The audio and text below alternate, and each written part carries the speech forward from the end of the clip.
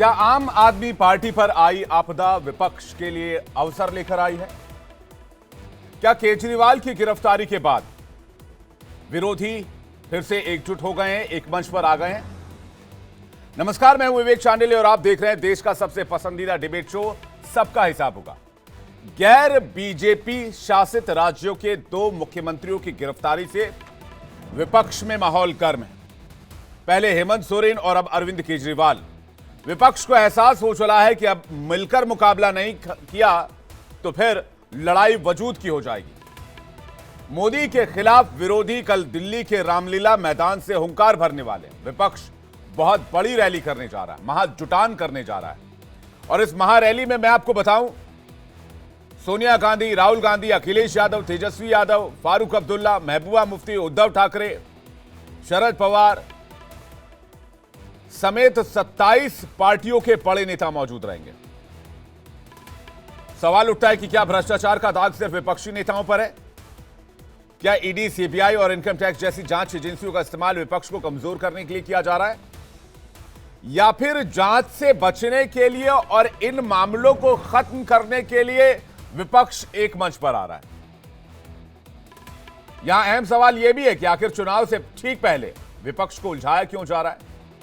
क्या विरोधियों को जांच में उलझाकर मोदी 400 वाला टारगेट पूरा करना चाहते हैं, या फिर विपक्ष करप्शन के चार्ज के ऊपर घिर गया है इसलिए विपक्ष साथ आ रहा है? सवाल दोनों तरफ से। इसी पर करेंगे डिबेट। मेहमानों का एक बड़ा पैनल मौजूद होगा, लेकिन आज के डिबेट में मुख्य सवाल क्या रहने वाले हैं? क्या केजरीवाल के बहाने विपक्ष फिर से एकजुट हो गया?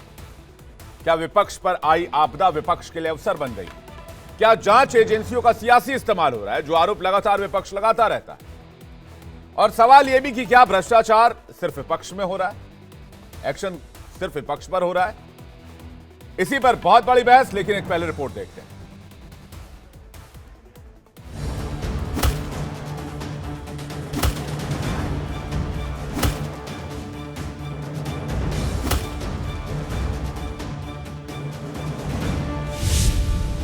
विपक्ष की चढ़ाई, वजूद की लड़ाई।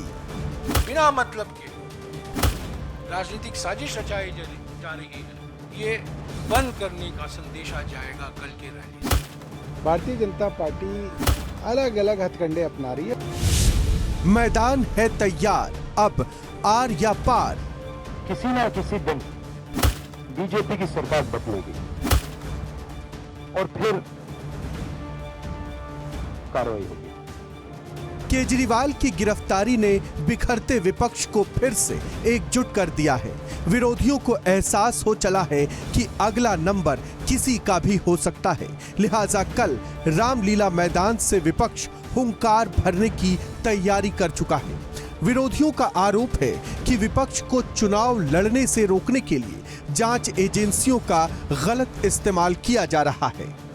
देश की जनता चाहती है लोकतंत्र बचे, संविधान बचे, निष्पक्ष चुनाव हो, और ये जो बार बार विपक्ष पार्टियों के खिलाफ बिना मतलब के राजनीतिक साजिश रचाई जा रही है, ये बंद करने का संदेश आ जाएगा कल के रैली से।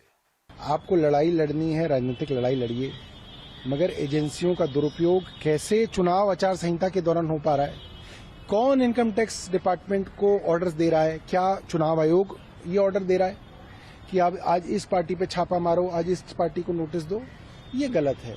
तो क्या कांग्रेस पार्टी के लिए कानून अलग बने? क्या कांग्रेस पार्टी नियमों की धज्जियां और कानून की धज्जियां नहीं उड़ा रही? अगर उनको टैक्स एग्जम्पशन था तो उनको केवल रिटर्न ही फाइल करनी थी, नहीं की।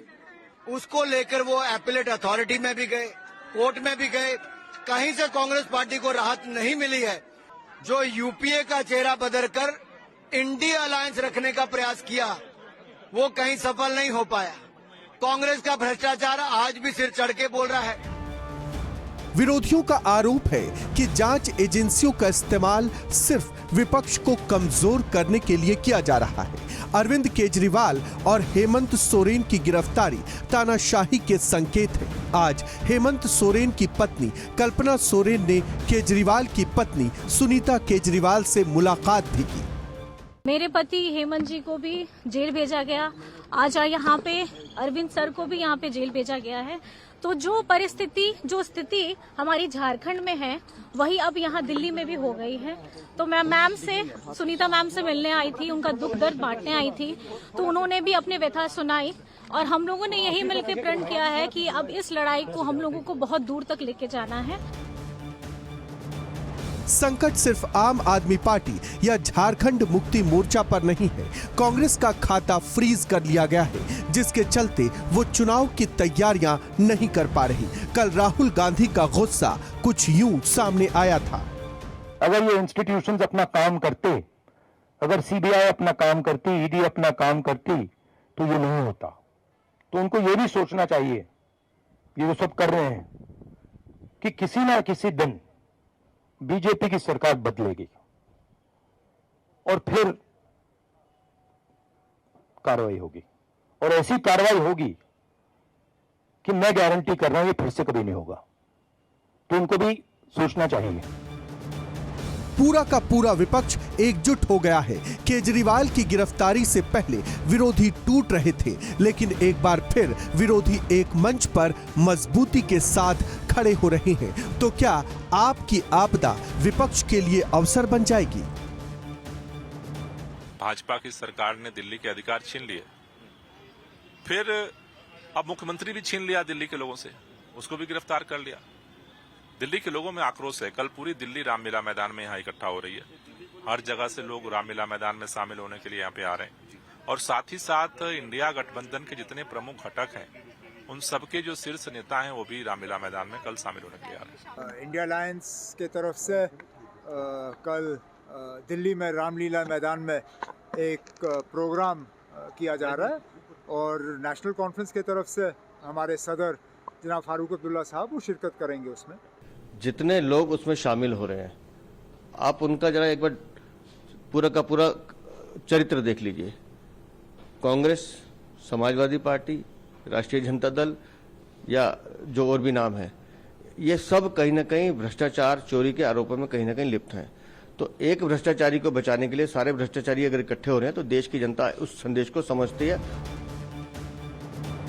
भ्रष्टाचार के आरोपों में घिरा विपक्ष सवाल उठा रहा है। क्या दागी नेता सिर्फ विपक्षी दलों में है? क्या बीजेपी का दामन थामने पर भ्रष्टाचार के दाग धुल जाते हैं? आचार संहिता लागू होने के बाद आखिर विपक्ष को कमजोर क्यों किया जा रहा है? क्या केजरीवाल की गिरफ्तारी से बीजेपी को 24 में नुकसान होगा? क्या मोदी के खिलाफ विरोधी मजबूती से एकजुट हो चुके हैं? इन्हीं सवालों के साथ आज सबका हिसाब होगा। बातचीत करने के लिए मेहमानों का एक बड़ा पैनल मेरे साथ मौजूद है। खेमचंद शर्मा प्रवक्ता बीजेपी, विक्रम लोहिया को जोड़ने की कोशिश हम कर रहे हैं, प्रवक्ता कांग्रेस पार्टी के, थोड़ी देर में हमारे साथ जुड़ जाएंगे। सिद्धार्थ शर्मा प्रवक्ता आम आदमी पार्टी, दीपक रंजन प्रवक्ता समाजवादी पार्टी, संजय राणा राजनीतिक विश्लेषक हमारे साथ जुड़े हुए हैं। पैनल पर मौजूद सभी मेहमानों का बहुत तहे दिल से स्वागत करता हूं। सिद्धार्थ जी, चूंकि आप आम आदमी पार्टी को रिप्रेजेंट करते हैं, तो सबसे पहले डिबेट की शुरुआत आप ही से कर रहा हूं। सवाल यह है कि कल बहुत बड़ी रैली होने जा रही है, और ये रैली क्या अरविंद केजरीवाल जी की गिरफ्तारी के खिलाफ है, या ये रैली आपदा को अवसर में बदलने के लिए रैली है, या ये रैली वजूद की लड़ाई की रैली है कि अगर अभी साथ नहीं आए, बेशक एक दूसरे को आज तक गाली देते थे, एक दूसरे के खिलाफ प्रचार करते थे, एक दूसरे की कमियां निकालते थे, लेकिन अब साथ नहीं आए तो फिर आगे की राजनीतिक लड़ाई भी मुश्किल हो जाएगी, इसलिए साथ आ रहे हैं। सिद्धार्थ जी। जी शांडिल्य जी, आपके कार्यक्रम का जो शीर्षक है वो बहुत सही है, सबका हिसाब होगा। उसी के अंतर्गत आप पूछ रहे हैं कि कल रामलीला मैदान में क्या होगा। तो कल रामलीला मैदान में ज्यादा कुछ नहीं होगा। मेरे नौकर ने मेरे बच्चों की गाढ़ी कमाई 8,000 करोड़ रुपया गैर कानूनी फिरौती रख ली है, ऊपर से मेरी पहलवान बेटियों को छेड़ता है, मेरे बूढ़े किसान बाप पर गोली तक चला दी है, प्रधान सेवक बन के आया था, अपने आप को अब सबके ऊपर डंडा चलाने वाला समझ लिया है, अब पूरी दुनिया में मेरी नाक कट रही है। कल उसे अलविदा कर देंगे, बस इतना ही होगा, ज्यादा कुछ नहीं होगा। अच्छा, कल अलविदा कर देंगे। प्लान तो बता दीजिए, कैसे अलविदा कर देंगे, लीडर कौन होगा, एलिगेशंस आपने जो ये अभी कविता सुनाई, ये जिसने भी लिखी, अगर आपने ही लिखी तो आपकी स्क्रिप्ट की मैं तारीफ करता हूं, लेकिन आपने जो एलिगेशन, आरोप लगाए, उसको आप डिफेंड कैसे करेंगे, उसको लोगों के बीच लेकर कैसे जाएंगे, कितने देर का ये कार्यक्रम होगा, कितने लोगों की जुटाने की योजना है, आप लोग एकजुट हो क्यों रहे हैं? सबसे बड़ा सवाल तो यही है। मेरे ख्याल से हम लोग एकजुट क्यों हो रहे हैं ये तो मैंने बता दिया। हुआ ये है कि रावण ने सीता जी को जबरदस्ती हिरासत में रख लिया है। अब जब आप किसी को जबरदस्ती हिरासत में रख लेंगे तो सीता जी क्या करेगी? वो तो विरोध नहीं करेगी, वो तो आराम से रावण की जेल में पालथी मार के बैठ जाएगी। अब वानर सेना वो करेगी जो उसे करने की जरूरत है। सीता यहाँ पे सज्जनता है और इस देश की 140 करोड़ जनता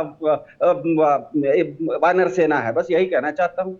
नहीं, अरविंद केजरीवाल जी सीता है।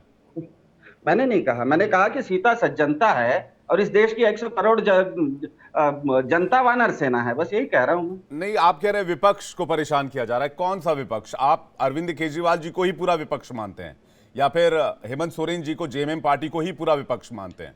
मुझे तो नहीं लगता। राहुल गांधी बिल्कुल अभी प्रचार कर रहे हैं, कॉन्टेस्ट कर रहे हैं, सोनिया गांधी जी भी प्रेस कॉन्फ्रेंस कर रही है, मल्लिकार्जुन खड़गे भी लगातार इलेक्शन में प्रचार कर रहे हैं, उनको तो कहीं कोई रोक टोक नहीं है।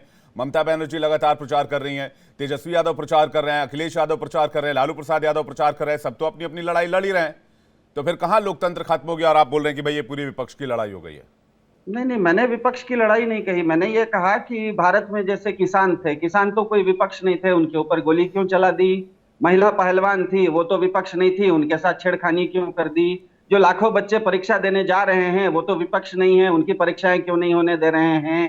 तो सवाल यह है कि विपक्ष क्या होता है? विपक्ष कुछ नहीं होता है। इसीलिए मैं बार बार कह रहा हूं कि भारत की किसी भी सरकार को, शांडिल्य जी आपने क्योंकि मुझे ज्यादा समय दे दिया इसीलिए मैं बोल रहा हूं, मुझे लगा कभी कभी आप समय कम देते हैं, आप बहुत शॉर्ट चलते हैं, इसीलिए शॉर्ट में मैं दे रहा था। आप क्योंकि दूसरी बार सवाल पूछ रहे हैं इसलिए बहुत बड़ा आयोजन करने जा रहे हैं, हजारों लाखों की भीड़ आपने बुलाई है, कल के लीडिंग पार्टी दिल्ली में आपकी सरकार है, आप ही पार्टी रहेंगे वहां पर, आप ही इस रैली को लीड करेंगे, तो आपको समय देना बनता है। आपकी मैं जानना चाहता हूं आपकी रणनीति क्या है 24 को लेकर? सिर्फ विरोध करने के नाम पर लोग आपके साथ आ जाएंगे अगर ऐसा लग रहा है तो फिर तो ये 24 के चुनाव में आप लोग किस तरह से मुकाबला करेंगे, सोचने वाली बात है। सिद्धार्थ जी आपका जवाब, फिर मैं बाकी मेहमानों के पास जा रहा हूं। ठीक है, मैं जवाब दे दूं? जी बिल्कुल जी। पहले बात तो धन्यवाद। कल देख लीजिएगा कि हाथ कंगन को आरसी क्या, पढ़े लिखे को फारसी क्या। कल जो रामलीला मैदान में जो भीड़ आएगी, जो जनता आएगी, वो जनता बता देगी कि जनता की मानसिकता क्या है। दूसरी बात, सबसे पहली बात, कोई भी सरकार हो सर, आम आदमी पार्टी की भी अगर सरकार दिल्ली में है ना, तो वो सरकार जिन लोगों ने उसे वोट नहीं डाला है उसकी भी वो सरकार होती है। वैसे ही भाजपा की आज अगर देश में सरकार है तो तमिलनाडु में अगर उसको 0 सीटें भी आई है ना, तो तमिलनाडु के लोगों की भी वो सरकार है। तो आप अगर एक तरफ अपने आप को मोदी जी कहते हैं कि मोदी का परिवार है, तो मुझे बताइए परिवार में तो सभी आपके रिश्तेदार होते हैं, कोई आपका बाप होता है, कोई आपका बेटा होता है, कोई आपका भाई होता है। तो आप मुझे बताइए, बाप के ऊपर, किसान के ऊपर गोली चलाई जाती है, बेटा है उसके ऊपर उसको परीक्षा में जाने से पहले मारा जाता है, बेटी होती है उसके साथ छेड़खानी करते हैं, छोटा भाई अरविंद केजरीवाल है उसको जेल में डालते हैं। ये कैसा परिवार चला रहे हैं महाराज? आप कह तो रहे हैं परिवार चला रहे हैं, गुंडाई, तो ये गुंडाई का तो जवाब होगा ना सर। राजनेताओं को पॉलिटिकल माइलेज मिलना चाहिए, चाहे करप्शन के चार्जेस हों, चाहे कोई भी चार्जेस हो, उनको चुनाव के समय गिरफ्तार नहीं किया जाना चाहिए। यही फ्री एंड फेयर इलेक्शन होगा। ये तो दुनिया अगर फ्री एंड फेयर इलेक्शन हो रहा है तो दुनिया में संयुक्त राष्ट्र संघ आपसे सवाल क्यों कर रहा है? आपने अमेरिका और तो आपको आलोचना करनी चाहिए कि भारत के अमेरिका और जर्मनी को तो अमेरिका दखल देने वाला कौन होता है? राष्ट्र संघ के ऊपर अमेरिका किसी का बाप है सिद्धार्थ जी, अमेरिका किसी का बाप है, जर्मनी किसी का बाप है, मैं तो खुलकर कह रहा हूँ। कौन होते हैं ये दखल देने वाले ये लोग? सर मैं भी कौन है ये लोग? 1947 में देश आजाद हो चुका है। करने के लिए जर्मनी कोई नहीं होता भारत के विषय में। बिल्कुल सही बात है। अब संयुक्त राष्ट्र संघ ने बोल दिया है, मोदी जी संयुक्त राष्ट्र संघ के ऊपर चढ़ाई कर दे, उनको भी संयुक्त राष्ट्र संघ को भी चढ़ाई कर दे, पूरी दुनिया के साथ चढ़ाई कर दे। मना कौन कर रहा है? आप विश्व गुरु हैं तो चढ़ाई कीजिए ना। हम तो कह रहे हैं कि हमारे देश की आंतरिक व्यवस्था में कोई नहीं बोल सकता। अब संयुक्त राष्ट्र संघ पूरी दुनिया अमेरिका ब्लैक लाइफ मैटर के ऊपर अपने देश की स्थिति संभाल नहीं पा रहा है। अमेरिका अपना घर देखे, जर्मनी अपना घर देखे जो चाइना की गोद में जाकर बैठा हुआ है। मैं तो कभी भारत तो कभी किसी दूसरे भारत कभी किसी दूसरे देश के मामलों में तो इंटरवीन नहीं करता। आप लोग इन चीजों को एंटरटेन क्यों करते हैं? ये तो ठीक बात नहीं है। आपकी बात ट्रंप सरकार कौन किया था? बराक ओबामा के साथ मेरे 2 तलाक के संबंध नहीं है, दोनों काम तो मोदी जी किए थे। आप अगर जाके आबाइल मार कीजिएगा अमेरिका से, तो अमेरिका भी जबरदस्ती आपके साथ आबाइल मार करेगा। किसने कहा था आपकी बात ट्रंप सरकार करने के लिए? ठीक है, अभी अमेरिका और जर्मनी नहीं जा रहे हैं सिद्धार्थ जी, अभी कल की रैली की बात कर रहे हैं। मोदी जी की थूतू हो रही है जी, इसका भी जवाब दे दीजिए। सिद्धार्थ जी, अभी अमेरिका और जर्मनी नहीं जा रहे हैं, अभी कल की रामलीला मैदान में ही रहते हैं, कल तक रामलीला मैदान में ही रहते हैं। जरूरत पड़ी तो फिर अमेरिका और जर्मनी को जवाब देने के लिए इस देश का कूटनीतिक तंत्र भी और देश में सिस्टम भी बना हुआ है। खेमचंद जी, आपने विपक्ष को अवसर दे दिया, विपक्ष के ऊपर आपदा आया तो विपक्ष इसे अवसर बनाकर अपने लिए इस्तेमाल कर रहा है।